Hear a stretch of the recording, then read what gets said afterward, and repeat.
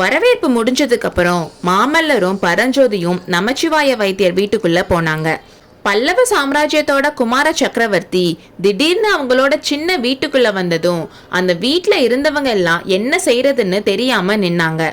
பரஞ்சோதி தளபதிக்கு உண்டான உடைகள் போட்டிருந்தனால பரஞ்சோதிய நிமிந்து பார்க்க கூட அவங்களுக்கு கூச்சமா இருந்துச்சு. பரஞ்சோதிக்கோ அதை விட கூச்சமா இருந்துச்சு.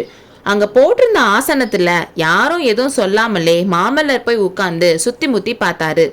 அங்க கண்கள்ல கண்ணீரோட நிக்கிறவங்க தான் பரஞ்சோதியோட அம்மான்னு தெரிஞ்சுக்கிட்டாரு. எங்க வீர தளபதியை பெத்த அந்த பாக்கியசாலியான அம்மாவை பார்க்கணும்னு ரொம்ப ஆசைப்பட்டேன், அது இன்னைக்கு நிறைவேறிடுச்சுன்னு மாமல்லர் சொன்னாரு. அப்புறம் பரஞ்சோதியை பார்த்து, தளபதி இது என்ன, அம்மாக்கு நமஸ்காரம் செய்யுங்க. தொண்டை மண்டலத்துக்கு போனதுக்கு அப்புறம் மரியாதை கூட மறந்து போயிருச்சுன்னு நாளைக்கு எல்லாரும் குறை சொல்லுவாங்கன்னு சொன்னாரு. உடனே பரஞ்சோதி போய் அம்மாவோட காலில் விழுந்து வணங்கினாரு. அப்படியே பரஞ்சோதியை எடுத்து உச்சி முகரணும்னு அந்த அம்மாவுக்கு அவ்வளோ ஆசையா இருந்துச்சு. ஆனா குமார சக்கரவர்த்தி பக்கத்துல இருந்தனாலையும் பரஞ்சோதி போர் உடை போட்டிருந்தனாலையும் கொஞ்சம் தயக்கமா இருந்துச்சு. பரஞ்சோதி அப்புறம் நமச்சிவாய வைத்தியருக்கும் நமஸ்காரம் பண்ணிட்டு திரும்பி வந்து மாமல்லர் பக்கத்துல உட்காந்து எங்கேயோ பார்க்க ஆரம்பிச்சிட்டாரு. நமச்சிவாய வைத்தியர் மாமல்லர் கிட்ட, இந்த குடிசைக்கு நீங்க வந்தது எங்களோட பாக்கியம்னு சொன்னாரு. ஓ, நீங்க தான் நமச்சிவாய வைத்தியரா? உங்களுக்கு ஒரு எச்சரிக்கை செய்ய விரும்புறேன்.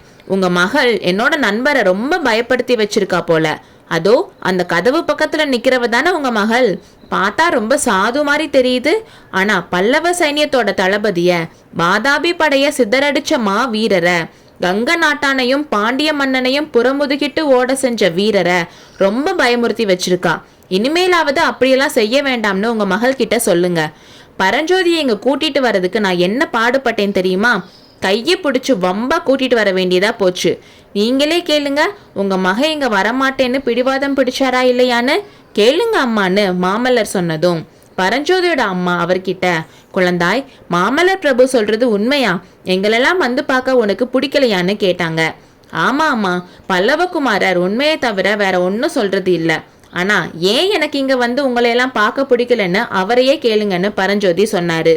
அப்போ மாமல்லரே, உங்க அன்பு மகன் காஞ்சிக்கு போய் கல்வி கத்துக்கிட்டு புலவரா திரும்பி வரேன்னு உங்க எல்லார்கிட்டையும் வாக்குறுதி சொல்லிட்டு கிளம்புனாராம்.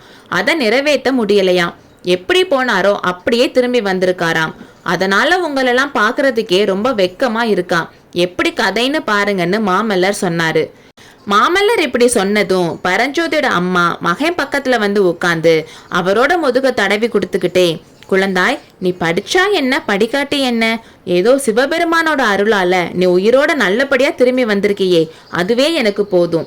அந்த காலத்துல உனக்கு படிப்பு சொல்லி கொடுக்க வந்த வாத்தியார்களை எல்லாம் நீ அடிச்சு விரட்டினையே, அதுக்கெல்லாம் நான் உன்னை எப்பவாச்சும் கோச்சுக்கிட்டேனான்னு சொன்னாங்க. இதை கேட்ட மாமல்லர் சிரிச்சுக்கிட்டே, என்ன, வாத்தியார்களை எல்லாம் அடிச்சு விரட்டினாரா உங்க மகன்? நல்ல வேலை நான் தப்பிச்சேன். இந்த சாதுவான பிள்ளை தான் என்ன படிப்பு சொல்லி தர சொல்லி கேட்டாரு. அவர் சொல்றது உண்மைன்னு நினைச்சு நானும் சொல்லி கொடுக்க ஆரம்பிச்சிருந்தா என்னையும் அடிச்சு துரத்தி இருப்பாரு. நல்ல வேலை தப்பிச்சேன்னு சொல்லி மறுபடியும் சிரிச்சாரு. பரஞ்சோதி அவரை பரிதாபமா பார்த்து, பிரபு, இது சிரிக்கிறதுக்கான விஷயமா நினைக்கிறீங்க, ஆனா இது அப்படி இல்லை. காக்கைக்கு தன் குஞ்சு பொன் குஞ்சு. அதனால என் அம்மா நான் படிக்காம வந்தாலும் ஒன்னும் சொல்லல. ஆனா என் மாமாவை கேளுங்க, படிப்பறிவு இல்லாத எனக்கு அவர் மகளை கட்டி கொடுப்பாரான்னு கேளுங்கன்னு சொன்னாரு. அதுக்கு நமச்சிவாய வைத்தியர், என்ன எதுக்கு கேட்கணும், கல்யாணம் பண்ணிக்க போற பொண்ணையே கேளுங்க, அவளுக்கு சம்மதம்னா எனக்கும் சம்மதம்னு சொன்னாரு. அப்ப ஏதோ கதவு திறக்கிற சத்தம் கேட்கவும் எல்லாரும் சத்தம் வந்த பக்கம் பார்த்தாங்க. உமையால் கதவு திறந்துட்டு உள்ள ரூமுக்கு போனா. எல்லாரும் கிண்டல் பண்ணா குழந்தை என்ன பண்ணுவான்னு உமையாலோட அம்மா முணுமுணுத்தா. அப்புறம் நமச்சிவாய வைத்தியர் மாமல்லரை பார்த்து, பரஞ்சோதியோட வீர தீர செயல்களை பத்தி அடிக்கடி கேள்விப்பட்டுட்டு தான் இருந்தோம். அவனால இந்த சோழ நாடே பெருமை அடைஞ்சிருக்கு. மறுபடியும் இங்க எப்ப வருவான்னு எல்லாரும் காத்துட்டு இருந்தோம். ஆனா இவ்வளோ சீக்கிரத்துல, அதுவும் உங்களோட அவ இங்க வந்தது நாங்க செஞ்ச பூர்வ ஜென்மத்து புண்ணியம்னாலதான். நீங்க இங்க இருக்கிற நேரத்துல நாவுக்கரசர் பெருமானும் இங்க இருக்காரு. இப்படிப்பட்ட நல்ல சந்தர்ப்பம் மறுபடி எப்போ கிடைக்க போகுது? இப்பவே ஒரு நல்ல நாளா பார்த்து சுப முகூர்த்தத்துல கல்யாணத்தை நடத்திடலாம். உமையாலையும் உங்களோடவே கூட்டிட்டு போயிருங்கன்னு நமச்சிவாய வைத்தியர் சொன்னாரு. அப்போ மாமல்லர், பாத்தீங்களா தளபதி, உங்களுக்கு எப்படியும் கல்வி கற்றுக் கொடுத்து புலவராக்கிரணும்னு வைத்தியர் முடிவு பண்ணியிருக்காருன்னு தெரியுது. வேற எந்த வழியும் தெரியாதனால அவரோட மகளை வச்சே உங்களுக்கு கல்வி சொல்லி கொடுக்க முடிவு பண்ணிட்டாரு. கடைசியில நீங்க அடிச்சு துரத்த முடியாத ஒரு வாத்தியார் உங்களுக்கு வரப்போறாருன்னு சொன்னதும் அங்க இருந்த எல்லாரும் சிரிச்சாங்க. அப்புறம் குமார சக்கரவர்த்தி நமச்சிவாயர் வைத்தியரை பார்த்து, ஐயா அதெல்லாம் முடியாது. பல்லவ சாம்ராஜ்யத்தோட வீர தளபதிக்கு தலைநகரத்துல சக்கரவர்த்தி முன்னாடி தான் கல்யாணம் நடக்கணும். நாங்க காஞ்சிக்கு போனதும் ஆள் அனுப்புறோம், எல்லாரும் வந்துருங்க. இன்னும் ஒரு விஷயம் சொல்றேன், ஒருவேளை உங்க மகள் நல்ல படிச்ச புலவரைத்தான் கல்யாணம் பண்ணுவேன்னு அடம் பிடிச்சா அதுக்கும் வழி இருக்கு. காஞ்சியில எங்க குலகுரு ருத்ராச்சாரியார் இருக்காரு. வயசு 91 தான் ஆகுது. அவருக்கு தெரியாதது எதுவுமே கிடையாது. அவரை வேணும்னா உங்க மகளை கல்யாணம் பண்ணிக்க சொல்றேன்னு கிண்டல் பண்ணாரு. அப்புறம் பரஞ்சோதியை பார்த்து, தளபதி வாங்க போலாம், திருநாவுக்கரசரை தரிசனம் பண்ணிட்டு வரலாம்னு சொன்னாரு. 2 பேரும் திருநாவுக்கரசரை பார்த்துட்டு வரும்போது பரஞ்சோதியோட அம்மா பரஞ்சோதி கையை பிடிச்சு, இங்க வா தம்பி ஒரு விஷயம்னு சொல்லி அவரை உள்ள ரூமுக்கு கூட்டிட்டு போனாங்க. அங்க தரையில படுத்து தேம்பி தேம்பி அழுதுட்டு இருந்த உமையால காட்டி, பாத்தியா உன்னோட கிண்டல் பேச்சு இந்த பொண்ணை என்ன பண்ணிருக்குன்னு, இப்படி செய்யலாமாப்பான்னு சொன்னாங்க. ஐயோ இது என்ன பள்ளி, நான் ஒன்றும் செய்யலையேன்னு பரஞ்சோதி சொன்னாரு. செய்யறதையும் செஞ்சுட்டு இல்லைன்னு சாதிக்காத. இந்த குழந்தை என்ன சொல்றா தெரியுமா, நீ காஞ்சி பட்டணத்துக்கு போய் அரண்மனை வேலையையும் சக்கரவர்த்தியோட நட்பையும் சம்பாதிச்சிட்டியாம். அதனால இந்த பட்டிக்காட்டு பெண்ணை கல்யாணம் பண்ணிக்க இஷ்டம் இல்லையாம். அதனால தான் இப்படியெல்லாம் பேசுறியாம்னு சொன்னாங்க. ஐயோ அப்படி இல்லவே இல்லை அம்மா. இல்லைன்னா நீயே இவளை சமாதானம் பண்ணு, நான் எவ்வளோ சொல்லியும் இவ கேட்கலன்னு சொல்லிட்டு அவங்க அம்மா வெளியே போயிட்டாங்க. பரஞ்சோதியும் உமையால சமாதானம் பண்ண பார்த்தாரு. ஆனா அவ அவ்வளோ சீக்கிரமா சமாதானம் ஆகிற மாதிரி தெரியல.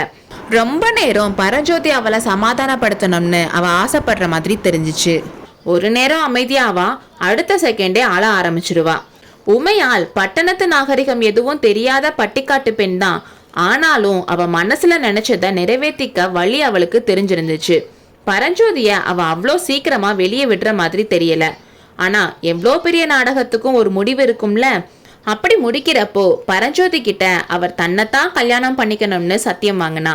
அவர் சத்தியம் பண்ணி கொடுத்ததுக்கு அப்புறம் சொன்னாரு, உமா நான் ஒன்னு சொல்றேன், நம்ம கல்யாணம் உன் அப்பா சொன்ன மாதிரி அவ்வளோ சீக்கிரம் நடக்காது.